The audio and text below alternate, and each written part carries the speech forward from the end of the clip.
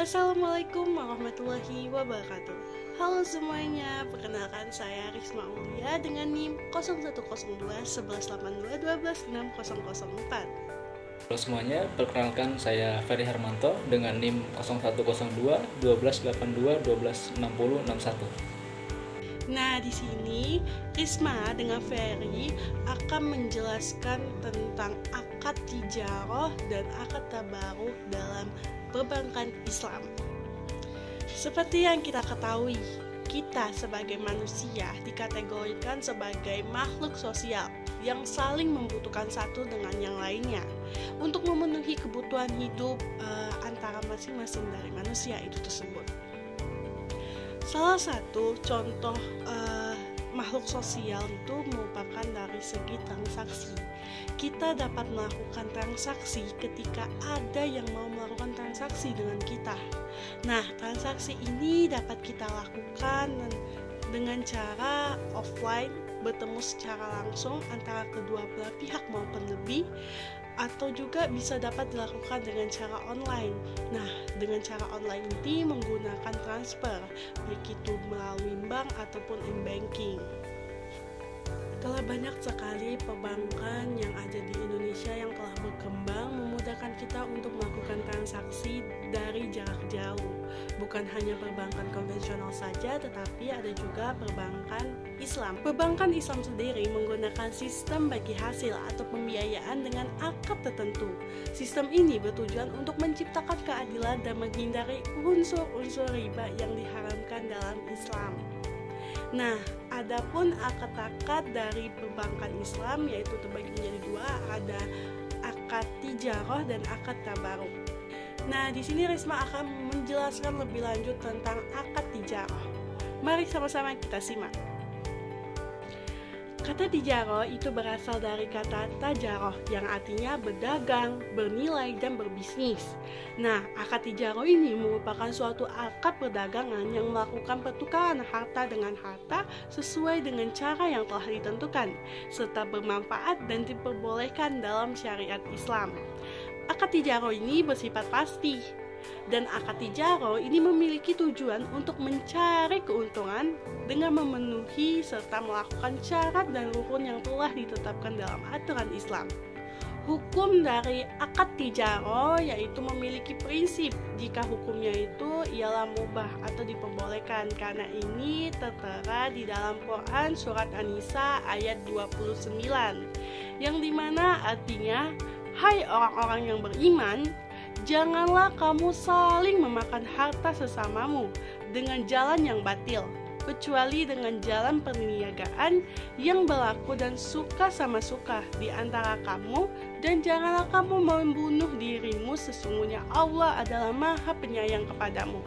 Nah, dari ayat tersebut dapat dijelaskan nih tentang keharaman memakan harta manusia secara batil, kecuali kita melalui perdagangan dan dilaksanakan suka sama suka.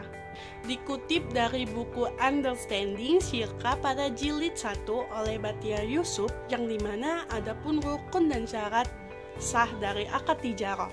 Yang pertama yaitu pelaku, para pihak yang melakukan akad seperti penjual dan pembeli, penyewa dan yang menyewakan, karyawan dan majikan, mitra dalam musyarakah, dan lain sebagainya. Pihak yang melakukan akad harus memenuhi syarat seperti orang yang merdeka, balik, dan berakal sehat.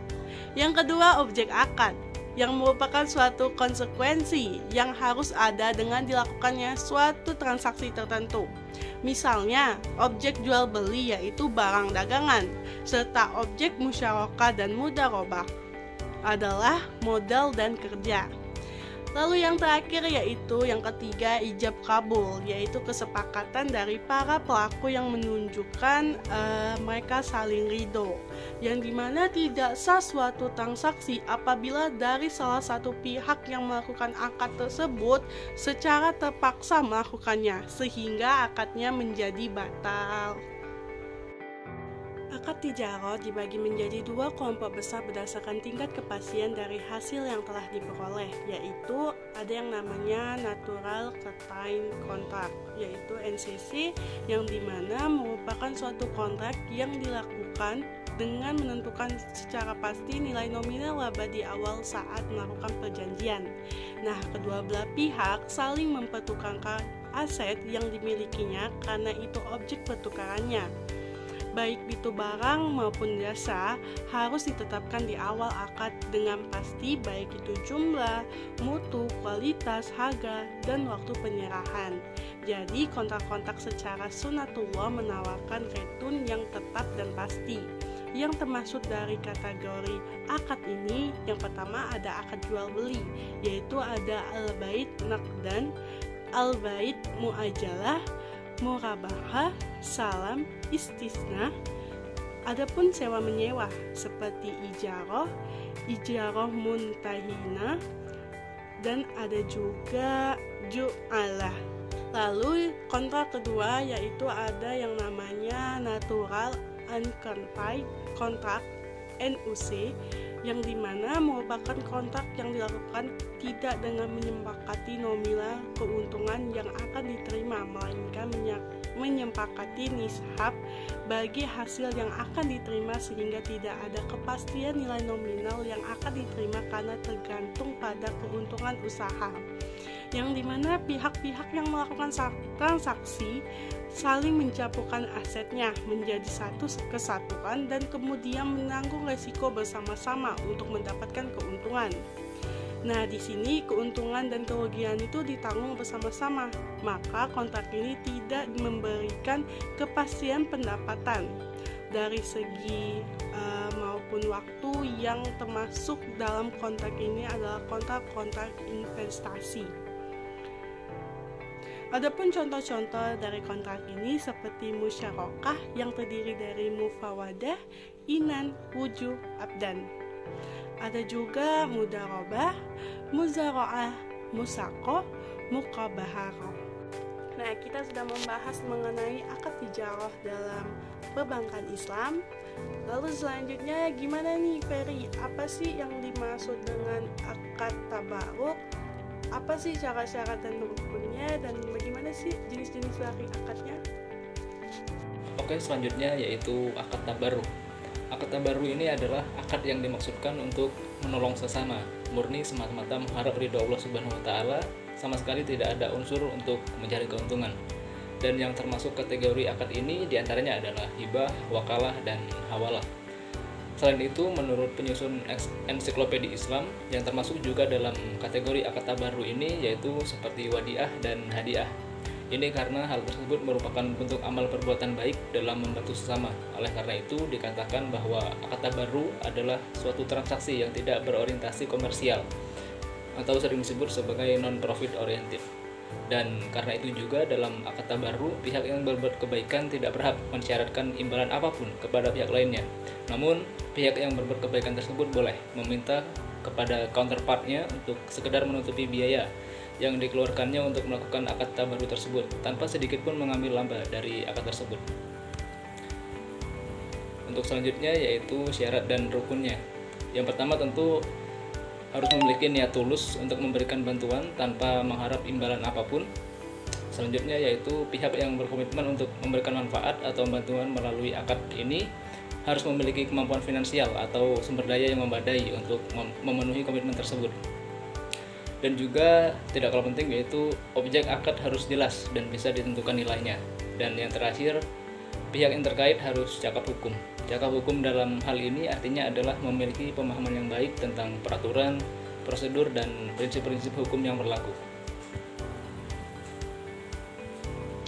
Adapun jenis-jenis akad tabarruk ini beberapa diantaranya yaitu pertama ada hibah.